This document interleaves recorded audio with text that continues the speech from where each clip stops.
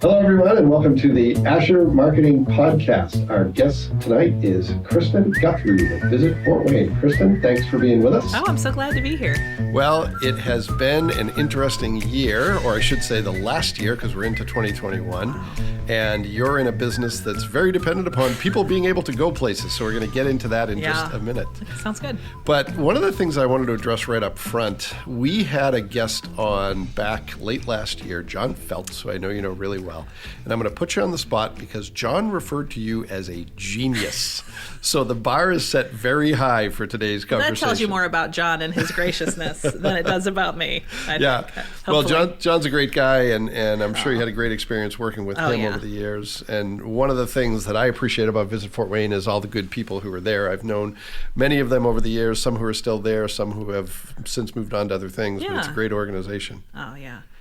Yeah, that's kind of him for sure. Yeah, well, Kristen, on this show, we get into a few different things. One is your career path. Then we're going to have a chance to talk about Visit Fort Wayne. And then dive into some of the projects that you're working on specifically, things that are challenging to keep you up at night, that excite you, and maybe a combination of all those things. But I want to start with your career path. And your career path has mostly been working at Visit Fort Wayne. Yeah, which I would never have dreamed or planned, but it's been great. It started right here at Asher, though. All right. Well, tell me a little bit about that, because I think I forgot about that. Yeah. And you went to college in Illinois, is that correct? So tell me how you got to that college, where you grew up, how you got to that college, and where you went from there. Okay. I grew up in Pittsburgh, Pennsylvania, the big city. Yeah. Then when I was in high school, my family moved to a resort town in northern Michigan, Petoskey, Michigan. Oh, yeah. So it was really totally different, very small town, beautiful place. So what brought your family to Petoskey? My dad was a private school administrator and just found a job up there. Right. And it was crazy, just so different. It was like kids came to school on snowmobiles. And, it was a totally different experience than Pittsburgh. It was great, I think, having both. Sure. I think part of that is why I love the size of Fort Wayne is kind of a sweet spot in the middle for me. But just kind of crazy. And then I ended up going to Greenville University. It's a small school outside St. Louis. It is in Illinois. Okay. And I met a wonderful guy from Fort Wayne, Indiana. Aha. All right. So that's usually part of the story. That's right. That's right. Yeah. He was older and came back here, and he's a teacher. And so then when I graduated, I was I'm going to do my own thing, but then I ended up falling in love with him and with Fort Wayne. All right. So, well, there you go. But when I came here, I didn't know anyone but him. Yeah. And I just was walking these downtown streets with my resumes fresh out of college. Okay. And happened to wander into Asher on a day when the receptionist was leaving and they did not have a replacement for Monday morning. Really? Yes. Huh. And so the boss here at the time was kind of like... Was that Tim? That was Tim. All right. Yep. You don't have any experience, you don't know, but you could start here as our receptionist. He made it sound amazing, And it really was, I think I was here about 9 months, a little less than a year. All right. It was a great experience to learn about, advertising, to learn about Fort Wayne. Yeah. Great people. It was a really positive experience. And then Tom Borney here was on the board at Visit Fort Wayne. So I had a couple jobs in between, but then he ended up calling me a couple years later and said, I think we've got the job for you. Oh, wow. So that was kind of cool. Wow. So when were you at Asher? Because I don't know that I knew that, or I may have forgotten it. But when was that? 96, 97. Okay. All right. Okay. Yeah. All right. So I started just as a receptionist, and I ended up getting to help someone who did PR here as kind of her assistant, and that was great. Great experience. Tim was right. I needed some experience. I just had the degree and not the, times in the industry. So that was cool. Yeah. Well, one of the things that I've always appreciated about Tim and Tom is that they really don't micromanage. They'll put you in the job and let you do it and stay out of the way for the most part, which sometimes can be a little scary, but for the most part, it's good. So. I know. I wondered if my timing was good or bad coming the day she quit or whatever. I mean, it was luck, it was fate, it was whatever, but it ended up being great. So what did you study in college? I was a communication major and public relations. Got it. But I had an English and marketing minors. Okay. So I didn't know what I exactly wanted to do, but I knew I loved those things. Yeah. So what were the jobs between Asher and Visit Fort Wayne? I worked for Shindigs. Okay. Wasn't called that at the time, Stumps. I drove to South Whitley. All right, and I wrote and edited a prom supply, party supply. And now, ironically, catalog. their office is right across the street from yours. I know. People tease me, if you had hung in there 20 years, you could have had the office downtown. You know? But that was a great experience too, because it was really different and an interesting industry. And but the drive to South Whitley at the time it was an hour and a half in the car every Yeah, day. So I was yeah. glad to get the opportunity to come back to Fort Wayne. Yeah. So tell us a little bit about where you started at Visit Fort Wayne, and now you're Vice President of Marketing and Communications, but I'm assuming that's not where you started there. Yeah. So what's your path been at Visit Fort Wayne? Yeah. Well, Visit Fort Wayne is the organization that works to bring visitors here. So we work to bring conventions, the Indiana Dental Society. Why don't you host your event here at the Grand Wayne Center? Youth sports tournaments. Come and use the Spiece or the Field House, the Ice House. And then just visitors come and enjoy Fort Wayne. So my first job was actually working with businesses to help them market to visitors. Yep.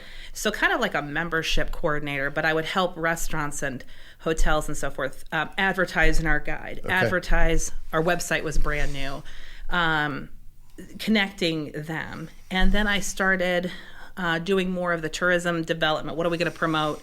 And then took over just really gradually, just, as different opportunities arose. And then I actually left for a period of time and did freelance marketing kind of on my own. But always kept doing things for Visit Fort Wayne. And then when I came back full time, it was to run the marketing communications. All right. So, that role, you're basically marketing Fort Wayne as a destination to groups, to individuals, and it's funny because you talked about being in Pittsburgh, then Michigan, then Fort Wayne. I grew up at a place that is conventionally believed to be a great place to visit, but a challenging place to live because of cost of living and commute times and all that.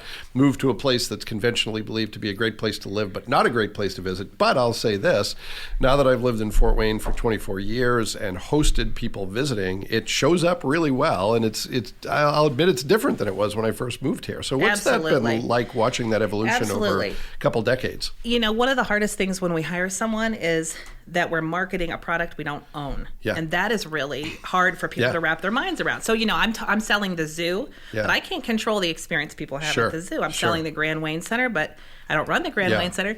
So I would not do this job if we did not have such excellent facilities and attractions here, because I know people are going to have an amazing time at a Tin Caps game. I'm not, I don't have to worry that I don't control the product. And so just to say that, I think it is a challenge, but it's been great because Fort Wayne does show up so well, like you said. We bring writers here all the time. I've never had one be disappointed, underwhelmed, never. They like it. They're impressed. And I think more and more this size city is very appealing to people.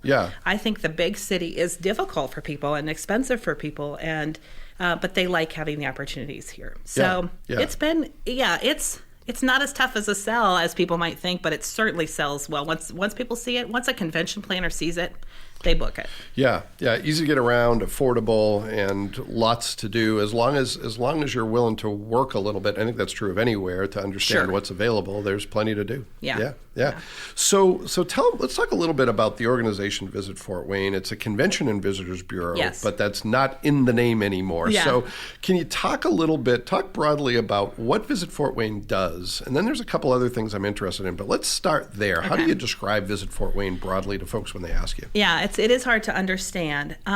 Every county, every county in Indiana can collect hotel room tax. When someone spends the night, you can levy a tax on them, and that money can go to help promote that county. So that is how we're funded. Some of the hotel tax here goes to the Grand Wayne Center and us. And So is it a public entity or a private entity? It's like quasi-governmental. Right, okay. So we're a nonprofit.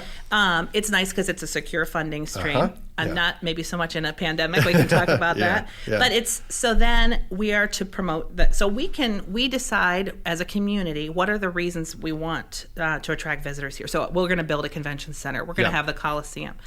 But then things like the Tin Caps. Over 60% of Tin Cap guests are from outside of Allen County. I had no idea. The same with the zoo. Same with Fort Wayne Outfitters this summer. I think it was 40% of their rentals were to people outside of the county. Really? I would have had no idea. Right. So the things we enjoy as residents, the things we love, are supported by those visitor dollars, and vice versa. So that it's a great method of economic development that communities employ. In a typical year, Fort Wayne hosts about 6.5 million visitors. Wow. So that's more than people think. Yeah, for sure. And they spend $740 million here. Wow. So, okay, that's big dollars that are really supporting our restaurants, supporting our hotels, absolutely. And then the things we enjoy as residents. Yeah.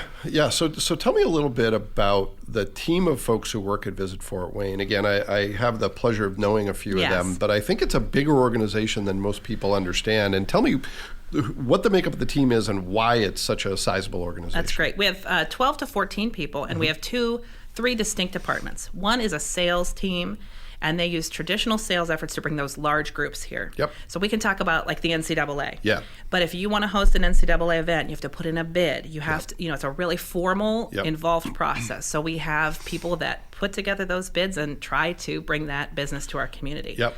And that's a real traditional sales process. So we have a sales team that does that. Yep. I run the marketing team that does more of the leisure marketing. So we place traditional advertising in communities like Toledo, South Bend, Indianapolis, Grand Rapids. And we determine why will people travel, what will they do here, and how do we market that.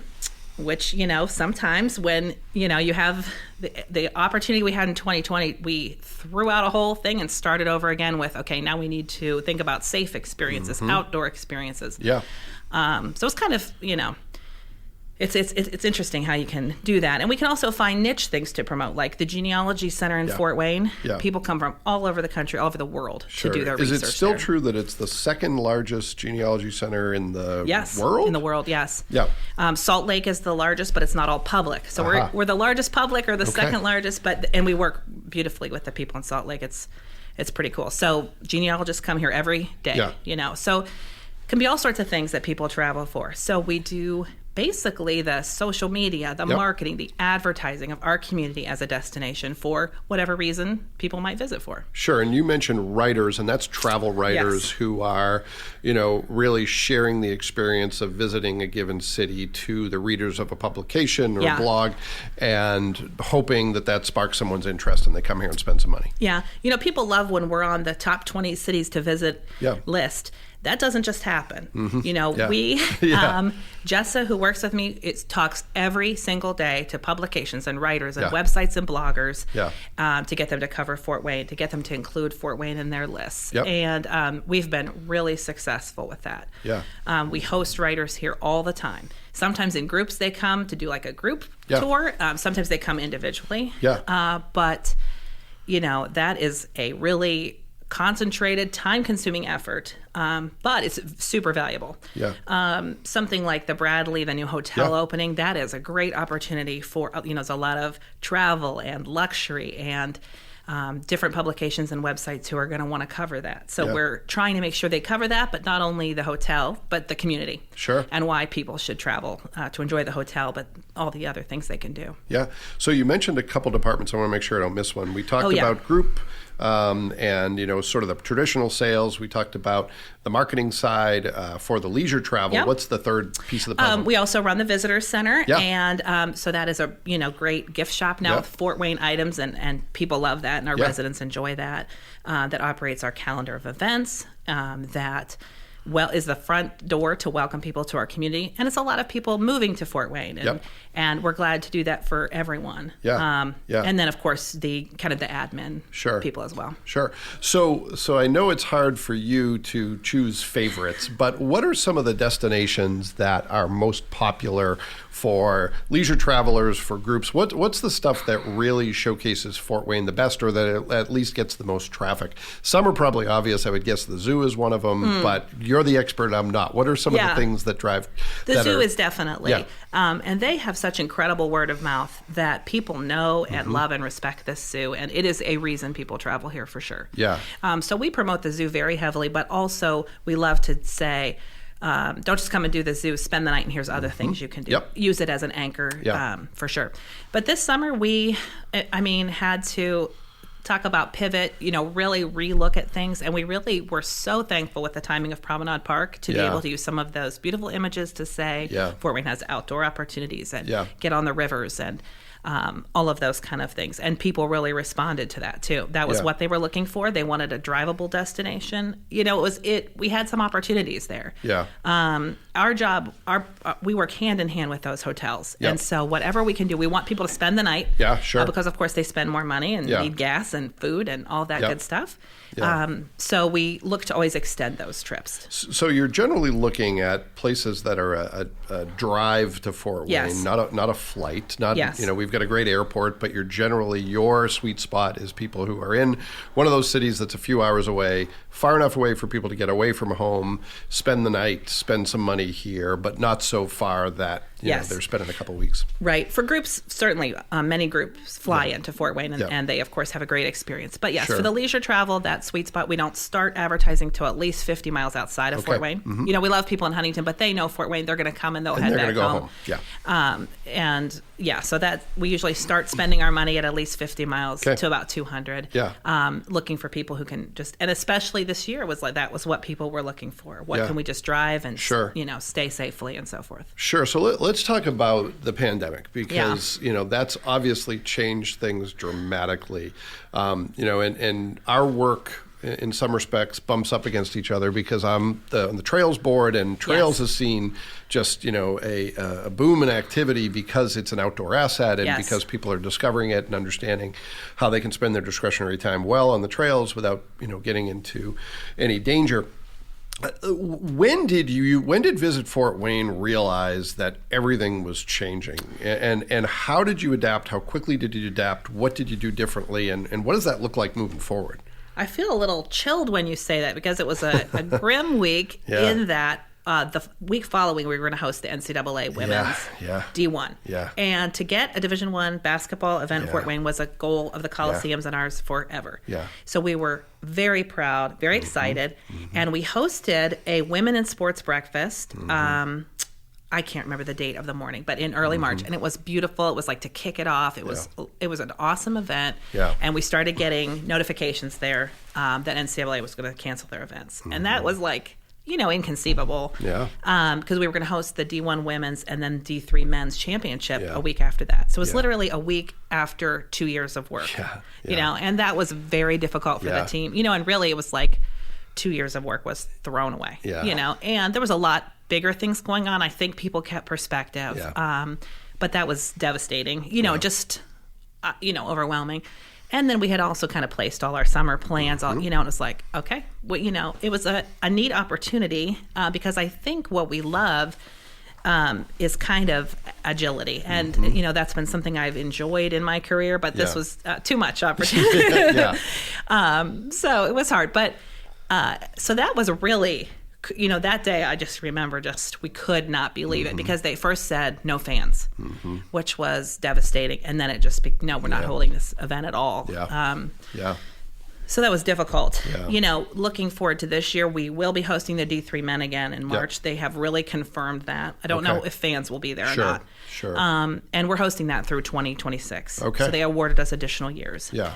So that's great. And there's an opportunity to continue to work with the NCAA. But that was crazy. Yeah. So as far as what, and if this is out of your jurisdiction, just tell me, but what do you see or what are you hearing that's going to change, that's here for the long haul when it comes to leisure travel, when it comes to group events? Is there anything that's predictable in terms of what's going to stick from 2020 into the future that maybe, wasn't true in 2019 or in years before?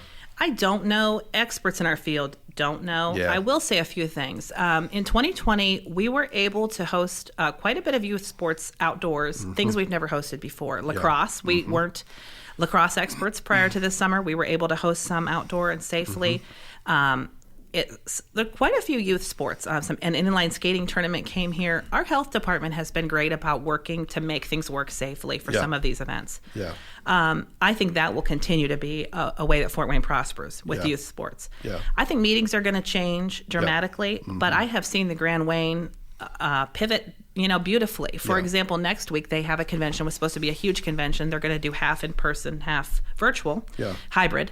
And I think they're embracing, okay, if hybrid meetings are what's next, we can be the best at that, just like we were at in-person meetings. Yeah, for sure. But what does that mean, and how does that, I don't know for how long, Yeah. But, it's just that flexibility and being willing to see what the meeting planner wants, see what the right fit is for the customer, and try to make it work. Yeah, for sure. We've had some guests on recently. Mike Kelly, who's the founder of a business called Caliente, he's, was very dependent upon trade shows. And now he says, without the social aspect, it doesn't make a lot of sense.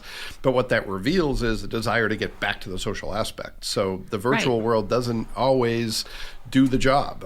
It is still different. And there's something to be said for having warm bodies in the same room together, even if 6 feet apart. Yeah. Absolutely. And I think people miss that. We work from home, you miss your coworkers, you want to be back. We've seen that on all levels. I do think that will come back. That is a key component of what people love about their industry or their meetings. Sure. Fort Wayne also hosts, in addition to meetings, lots of cool consumer hobby shows. We've hosted the fishing lure collectors, the beer can collect, these crazy guys that are so into their hobby. They love Fort Wayne affordability, but they love the Grand Wayne Center, the Coliseum. They do it for the social aspect. Yeah. So they may sit a few years out, but they're going to come back because they love to just look at each other's fishing lures and talk about, fishing, I guess. Sure. And so we have a real sweet spot with hobby groups. Yeah. And like you said, they're going to want to connect. Yeah, so, for sure. Yeah. So let's talk about something obviously very much related and maybe a difficult question because so much has changed. Is one of the things I like to hear about from people is what are you working on right now that's your big projects? And it's an interesting time to talk about that because we're just starting a new year and everybody is kind of looking ahead. What are some of the big rocks that you're trying to move, big projects that are on your plate? Maybe they're on your mind, maybe they're keeping you up at night, maybe they're exciting, or maybe it's a combination of those things.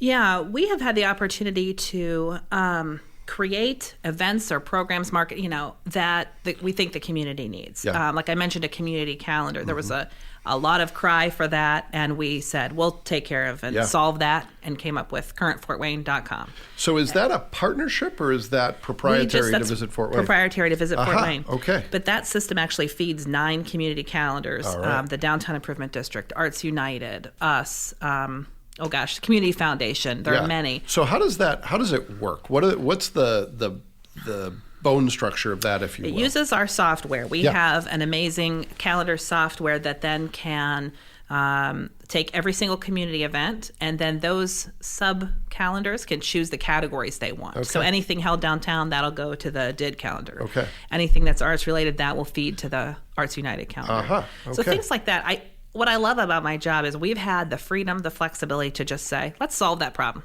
We can do that. Yeah. We have a full-time person who, a calendar is the biggest nightmare you'll have as a community. But we've spoken all over the country because we've one community that has figured that out. Yeah. So to answer your question, things like Savor Fort Wayne in January, how do we get people out, and especially right now, enjoying and supporting restaurants? How do we do something special? Well, let's do a restaurant week. Yep. We have had the ability to just kind of start some of those programs. So I'm kind of excited. What will that be in 2021? What are the needs that we can solve? So that event specifically, what are the dates this year? January 13th through the 24th. All right, so that's coming up. Yes. Hopefully this episode gets out ahead of that. It might be around the middle of it. But what is that event going to look like this year? We have over 50 restaurants that signed up to participate. We did one right in the summer in the middle of everything to just get them the support they need quick. Support. But that's 12 new restaurants are participating, probably more by now. They're all doing special menus. They're really doing this kind of like a gift to the community, but needing the community to support them. Yeah. Lots are doing carry out. Some have, even in the winter, cool outdoor dining options. So whatever people feel comfortable with, but a nice celebration of our amazing restaurants here. So if somebody's never participated in Savor Fort Wayne before, what would you say to them? Why would someone maybe want to give that a shot? Well, it's really fun because everybody has to do a 3-course menu with kind of something special. A lot of people, we were talking to the group that owns Baker Street, Proximo, and Hoppy Gnome today, and they said our menus won't be anything you've ever seen on our regular menu. Okay. So you can come in and order off the menu, of course, but if you do the Savor menu, it's something you've never seen before. Yep. So that's pretty cool. Yeah. A lot of people do that. Also, it is a value. It's like you can eat at Ruth's Chris for less than normal. That's Sure. a nice opportunity for people. Yeah. And I think people like, having the appetizer, the dessert. It's a nice evening out. Yeah. All right, so you got the calendar, you have Savor Fort Wayne. What are some of the other things that are on your plate right now? It's hard. I'm a planner, and I last year learned that's not always, So we're really talking about what does a trip to Fort Wayne in 2021 look like? And it's very difficult not knowing what's open, how much, to what capacity. Sure. But I think we've really learned Fort Wayne is a product people are interested in. Yep. And we have tapped into some of the things reasons people will visit, and we've got it clicking. So how do we amplify that message? How do we find new people to share that with, and people to invite back to Fort Wayne? Yeah. We have opportunities, like I mentioned, the Bradley opening, the Landing being such a beautiful, and certainly Promenade Park there. Okay, that's a new neighborhood in Fort Wayne. How do we market that? How is that an asset to someone who's here for a meeting to enjoy their leisure time? Yeah. How is that a reason someone might visit, from Toledo? Yeah. So I think just kind of really trying to reimagine, the products we have and how those can be used to bring more visitors here. Yeah. So here's a difficult question for you, Okay. and I'm going to put you on the spot a little bit, but you have a lot of latitude in how you answer this. You spend your time thinking about how to attract visitors to Fort Wayne. But when you're spending your time in Fort Wayne, as your son was growing up, what are some of the things you especially love to do? What are some of the things when people ask you, hey, you're on the inside, what should we really do? What's a can't miss thing in Fort Wayne? Ooh, that's good. Yeah. Well, I missed greatly Fort Wayne's great events this year. Yeah. I really missed the festivals. Yeah. I love that. Yeah. I missed that a lot. And any particular favorites among them? That's a good question. I never missed the chalk walk. I love that. I love all the different Greek fest food. I mean, that's fun. For sure. Pretty fun. I decided when my son was pretty young that I really wanted to raise him to love cities and feel comfortable downtown. Yeah. And so we do a lot of just walk around, pick up some lunch, go, take a selfie at a mural, that kind of stuff. So I mean, that's the kind of stuff I enjoy doing. Yeah. Let me think, what else? Oh boy, I do. People really definitely expect that I've been to every restaurant or the newest, but I do my best to do that too. Yeah, sure. Well, it's research if nothing else. There you It's go. an occupational hazard that you have to go to all the restaurants. Yeah, exactly. Yeah. Well, that's great. Well, anything else? Any other projects? Anything else that is on your mind as you look ahead to 2021, other than the obvious? Yeah, it's funny. I feel like I've done less thinking ahead than normal because I just think we're using a shorter time to plan some of that. Yeah. But that was a great part of 2020 was realizing how quickly we could change our ads, change our ad mix, our plan, and just, do what we could to help the community during that time. Yeah, for sure. Well, I'm going to move to the speed round of the show, where we talk about the same three questions, but in sort of a more condensed fashion. You've been with one employer for the majority of your career, but still have had some different jobs, some different experiences, and certainly worked with a variety of different organizations. If you were going to give someone, some advice about a career success, a career path, maybe it's your 15-year-old son, maybe it's someone looking to get in the business you're in, maybe it's someone from another world entirely. What's your best piece of career advice for folks, whether they're looking to get in a marketing communication role or whether it's more broad than that? Okay. Well, interviewing wise, I think I've really learned as we've looked to hire people that how you behave when you don't get the job is really important. We've had quite a few, we have so many great applicants for any position. You can't hire everyone. Yeah. But a lot of people come back around in Fort Wayne. Sure. And we've had people that have done a poor job with not getting the job, and then maybe I have another opportunity and I think, well, okay, they showed me their true colors then. Yeah. But then there are people who do a super gracious job and a lovely job not getting a job, and then I'm eager to hire them, work with them, whatever in the future. Yeah. So I think kind of how you handle Fort Wayne's a small town, and certainly in this industry, and I think that's a great how you handle maybe not getting a job or not, is really key. That's a really interesting perspective. Yeah. I never thought of that, and maybe I should have. But when people ask about Fort Wayne, I'll always say my favorite and least favorite thing at the same time is that there's 2 degrees of separation between people. So, it's the long view, and relationships, I think they matter everywhere, but they matter here, I think, maybe even more than other places. Yeah. And you can quickly, with a couple conversations, position yourself well or not so well. I didn't think about that side of it, and the potential employee, how they kind of position themselves relationship wise when they don't get the job. But I can see where that would be. We've had candidates; they're both going to be great. We have to pick one, and then some. I have had it where the person I hired that ends up leaving, and I jump on the person who, I didn't offer it to first because I think, I missed a chance. She was so great. But then I've had times when it's like, oh, good, I'm glad I dodged a bullet there. For sure. That's kind of cool, I think. Well, and I think it's good advice in general, because I know that one of the things I like about getting older is I've calmed down a lot, and I'm not as much of a hothead, because there were times when, from a similar perspective, Asher and another entity would be considered for work. We wouldn't get it, and my immediate response would be to sort of lash out and be mad. And now I'm like, life is long. You had to make a decision. Good luck. If we can help you in the future, let us know. Right. And that was a lesson learned the hard way somewhat. And how often they had 2, 3, 4 great candidates. I mean, they just had to pick. And I think that's really true more often than it's not about you and, they just had to pick. So that would be something, I think. I think I've also really appreciated, and I appreciate about my team right now, we're kind of yes people. Mm-hmm. Like, you need help with that? We can do that. Yeah. We can figure that out. Yeah. I hate the phrase like, that's above my pay grade. Mm-hmm. I mean, I understand it, but I hate people feeling like that's something I don't do. Yeah. And so whether we're in a small office, someone needs tech help, we don't have an IT person. I want someone on my team to say, I can show you Adobe, sure, I'll try to help you. Yeah. But also, we have to scrap a whole ad campaign. I'm up for it. We can figure it out. Yeah. I think being a yes person has gone a long way for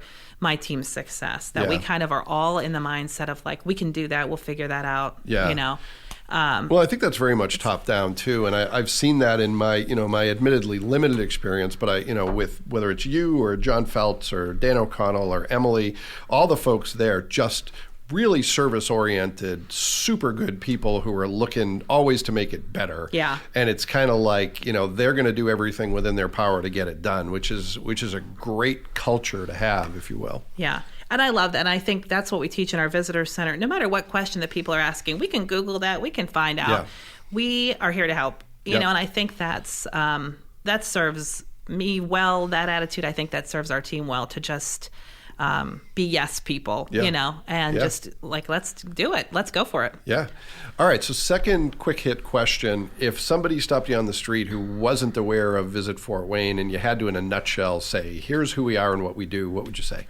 I do try to say, I use the groups. People get that first. Mm-hmm. I think they don't see the leisure visitors as much, but you get the idea of like, if your kid travels for sports, you go down to Indy and they say, oh, yeah. We want that sports event held here. We're working to bring those groups here. We want to host them here. Yeah. That help people, because everybody's in a club, a hobby, a business meeting. Everybody has some connection to a group in that way. Yeah. So that kind of clicks, okay. And people are surprised how many leisure visitors there are in Fort Wayne. That's okay. They're, an integral part to the success of so many of our attractions. Sure. So I'm going to put you on the spot again with another question that I didn't send you beforehand. So feel free. We can always edit this out if we need I'm ready. to. But okay, so great response to here's how you describe Visit Fort Wayne. But what if somebody says, okay, but why Fort Wayne and not Columbus, Ohio, or Columbus, Indiana, or Indianapolis, or Grand Rapids? Why you? What do you think, from the standpoint of Visit Fort Wayne, is the differentiator for this community? That's a good question. I would say you should visit those places, first of all. Like as Fort Wayne residents, I love travel. A lot of people will say to me, oh, I'm going to Cleveland this weekend. I'm sorry. I think, oh, no, I love travel. You should love travel. That's great. Sure. It does depend, but I think people have loved the, what's the word I want to use? The accessibility of Fort Wayne. Yeah.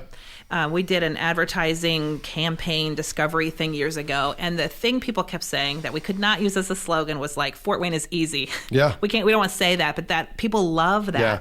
It is accessible, it's easy, it's affordable, it's And I think that that's hard to sell. So we sell more the experience of, the kid's face at the zoo, but we're always talking about people. You will love it. You will feel comfortable. You will feel safe. You will feel it's clean, etc. It's easy to enjoy Fort Wayne. Yeah, really interesting to use that word, because I tried to sum up being a communication person. I tried to say, okay, why do I like Fort Wayne? And the word that I came back to was access. I said, my commute when I lived in Boston was an hour and a half each way. Yeah. Now, and it's shrinking every time I move, but at worst it was about 20 minutes each way. So access to more time, access to people because there are 2 degrees of separation, access to more disposable income because of quality of life. And I think from a travel and leisure standpoint, you can do a lot in a day and not be fully exhausted at the end of the day. Yes, I think that's it too. If you think one thing people love about the zoo and surveys the zoo does is it's not that large of a footprint. My kids aren't exhausted. Correct. But I've seen and done, and I've ridden 4 rides, so they made a world-class attraction in an accessible manner. Yeah. And I think, the Tin Caps, they have a world-class ballpark. Tickets are $5. Yep. Everything is done that way in Fort Wayne. And so, the things we like, the reason why people live here is the same reasons why people visit. Yeah. And, people find it accessible, easy, and enjoyable. And that's how our visitors find it too. Yeah. All right. So last quick hit question, especially in your industry, there's a lot of people who are going through challenging times, whether that's their organizations are having a harder time attract visitors, whether it's a restaurant. Obviously, we know some of the challenges restaurants are experiencing. Destinations are experiencing challenges. Individuals have, had to find new career paths or, had impediments to the way they've always done things. What's your best piece of advice in terms of optimism, looking ahead? What might you say to a colleague or a friend who is struggling professionally, as so many people are these days? How would you maybe make that person's day a little bit better? What would you say? I think we have learned this year that there are opportunities, they're just different ones. The NCAA loss was excruciating, but it opened up other opportunities. And so I think it's just looking for what does this make available to us. For example, the trails, Promenade Park, I would not have even known what amazing draws and how much people love them if we hadn't had to run with them, because that's all we had. Sure. We didn't have the Tin Caps this summer. We didn't have, so many of our buildings were closed. So we had to try something new, but we found how successful that was. Yeah. And so that was a cool opportunity. So I think it's hard not to mourn what you've lost or what's, not there, but trying to find what opportunities that opens, for you. Sure. So one last thing that I want to make sure I get in here is if people are looking to connect with Visit Fort Wayne, you've got the Visitor Center downtown, but what's the best way virtually for people to find information? It's probably the website. What's the website address? VisitFortWayne.com. Couldn't be easier than that. We're trying to trying to keep it easy. It is a great resource. We really welcome people to use it for finding out what's going on and how to connect with this community and how to, you've only lived here a couple of years, you're new to the community, or just haven't fully, what can I do? How do I get out? How do I embrace this community? It's a great resource for sure. Excellent. And that's where they can find the community calendar Absolutely. as well. Awesome. Yeah. Well, Kristen, thank you so much. It's great to hear about your career path. Great to hear about Visit Fort Wayne. And certainly with all the challenges you're facing, great to hear your perspective on being adaptable and making sense of the world as it is today. Yeah. It's been good. Yeah. Well, thank you and good luck as you move ahead with everything. And hopefully we'll see some of our listeners out at Savor Fort Wayne. Very good. Yeah. Oh, yeah. It's going to be fun. Yeah. Well, thanks everyone for listening. We will see you again next week with another guest, and we'll be back then. Thanks.